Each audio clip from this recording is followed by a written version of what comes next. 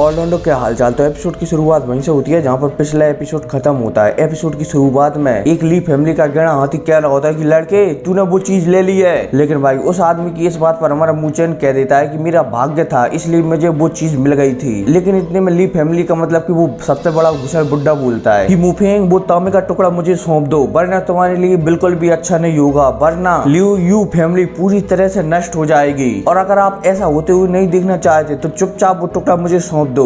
और भाई उस बूढ़े की इस बात में मूचेन के फादर कह देती हैं कि तुम्हारी औकात है मुझे हराने की। और भाई जब ली फैमिली का बुड्ढा मूचेन के फादर की ऐसी बात सुनता है तो वो कहता है हमला करो।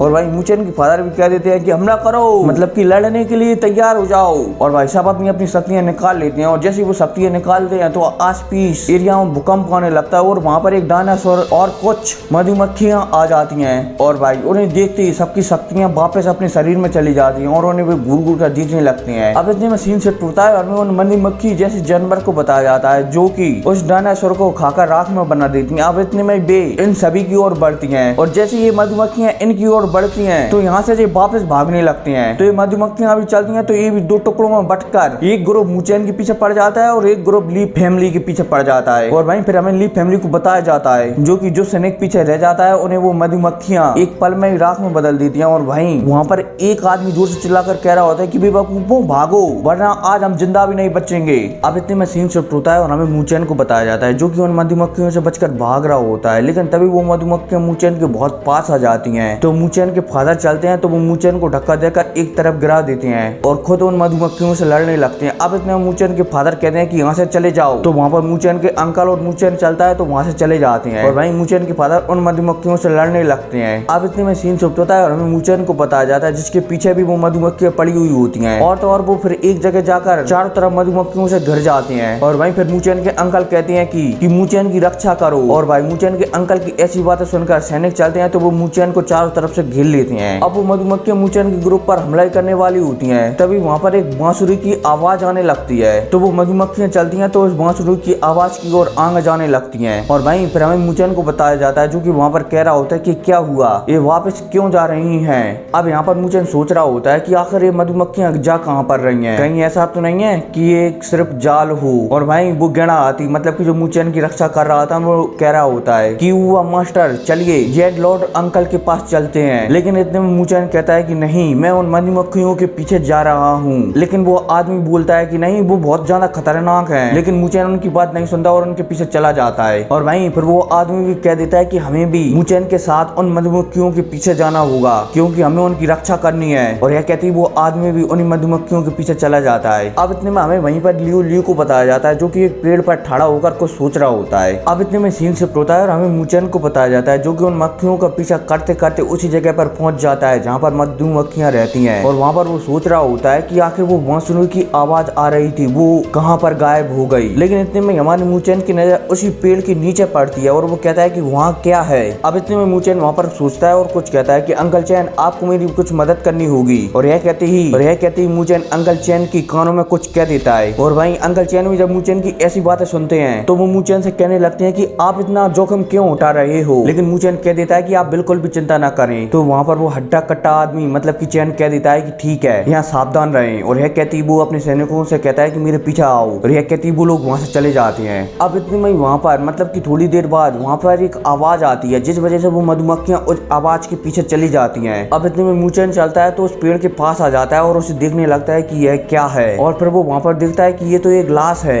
लेकिन ये यहाँ पर कैसे आई। अब इतने में मूचेन चलता है तो वहाँ पर बैठकर किसी चीज से हाथ लगा देता है और जैसे ही वो हाथ लगाता है तो वहाँ पर एक आवाज आती है लिंग चोंगजू। और जैसे ही मूचेन वहाँ पर वो वाली आवाज सुनता है तो उसे कुछ याद आ जाता है। उसे याद आता है कि उसकी गर्लफ्रेंड ने इस बारे में बताया था कि स्पिरिट जर्ग एक बहुत ही शानदार प्रजाति है जिससे हम हर तरीके के स्पिरिट कीड़ों को कंट्रोल कर सकते हैं। और वहीं पर सीन शिफ्ट होता है और हमें फिर मूचेन को बताया जाता है जो कि वहाँ पर सोचने लगता है कि ये मुझे कैसे मिल सकती है, ये तो बहुत ही ज्यादा खास चीज है। लेकिन इतने में मूचेन की नजर वहाँ पर एक बांसुरी पर पड़ती है मतलब कि एक चीज पर पड़ती है तो मूचेन उसे उठाकर देखने लगता है कि ये क्या है। मूचेन समझ जाता है कि ये बांसुरी मतलब कि ये चीज में जब हवा लगती है तो ये बजने लगती है और शायद यही चीज उन मधुमक्खियों को कंट्रोल करती है। तो मूचेन चलता है तो उस चीज को अपने पास रख लेता है और वहाँ पर उस लाश को धन्यवाद कहकर वहाँ से जाने लगता है। अब इतने में वहाँ पर एक अटैक होता है जिस वजह से मूचेन वहाँ पर पीछे फिक जाता है और वहाँ पर लियू आ जाता है और फिर वो हमारे मूचेन से कहता है कि मुचेन चुपचाप वो तांबे का टुकड़ा मेरे हवाले कर दो, क्योंकि यहाँ पर कोई भी नहीं है। अगर मैं तुम्हें यहाँ पर मार कर यहीं दफना दूं तो तुम्हारे बारे में किसी को भी पता नहीं चलेगा। तो मुचेन भी कह देता है कि मैं खून खराबे से डरता नहीं हूँ। और मुचेन की इस बात पर लियू ली कहता है कि मैंने आखिरी बार अभ्यास बिलिंग युआन में किया था, इसलिए तुम्हें मत समझना कि तुम मुझे हरा सकते हो। तुम उस समय बहुत ही ज्यादा भाग्यशाली रहे थे जो मेरे साथ प्रथम स्थान पर आ गए थे,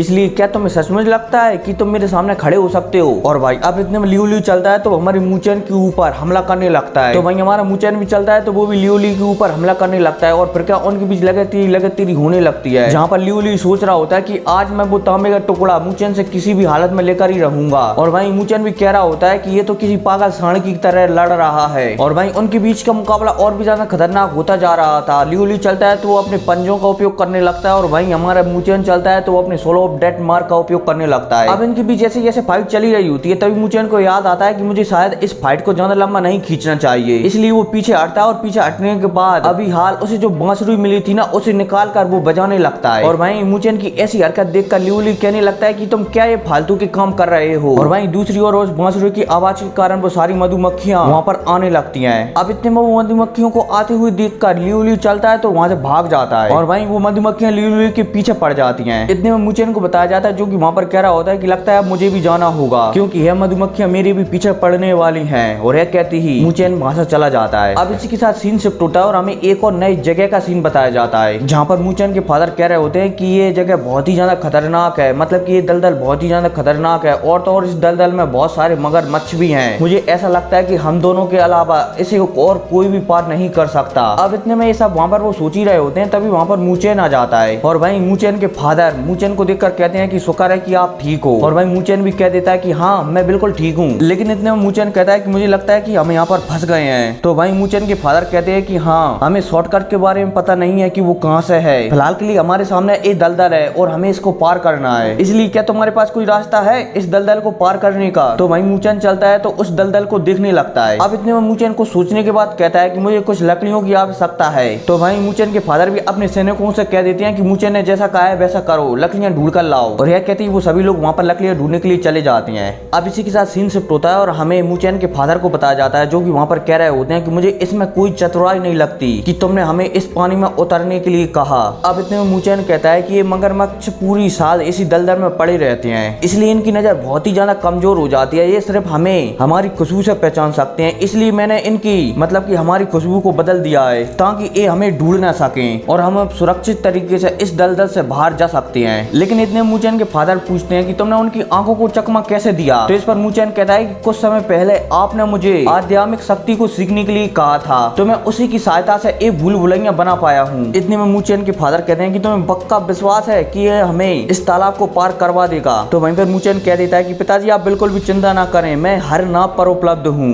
मतलब कि हर मगरमच्छ के ऊपर उपलब्ध हूँ। अब इतने में वहाँ पर कुछ मगरमच्छ आते हुए दिखाई देते हैं। तो मुचेन के फादर कहते हैं कि ध्यान से, मगरमच्छ हमारी ओर आ रहे हैं। और देखते ही देखते मुचेन के पास वो सारे मगरमच्छ आ जाते हैं। मुचेन भी उन्हें देखता है लेकिन वो मगरमच्छ मुचेन को नहीं देखते और वहाँ से चुपचाप चले जाते हैं। और वहीं सारे मगरमच्छों को जाते हुए देखकर सभी राहत की सांस लेते हैं और फिर वहाँ पर कहते हैं कि लगता है कि मुचेन का तरीका अच्छा है, हम शायद इस तरीके से इस दलदल को पार कर सकते हैं, लेकिन सभी लोग सतर्क रहें। लेकिन इतने में वहाँ पर दो सींग वाली एक बहुत बड़ी बेल आने लगती है, मतलब कि भेल आने लगती है, जो कि मुचेन और मुचेन की ग्रुप की ओर आगे बढ़ रही होती है धीरे धीरे। और फिर क्या इसी धीरे धीरे के साथ ये एपिसोड भी खत्म हो जाता है। और हाँ, अगर आप बेटर थ्रू द हेवंस का नोबल एक्सप्लेनेशन सुनना चाहते हो ना तो मेरे सेकेंडरी चैनल पर सुन सकते हो, उसकी लिंक डिस्क्रिप्शन में है। तो मिलते हैं अगली वीडियो में, तब तक के लिए टेक केयर एंड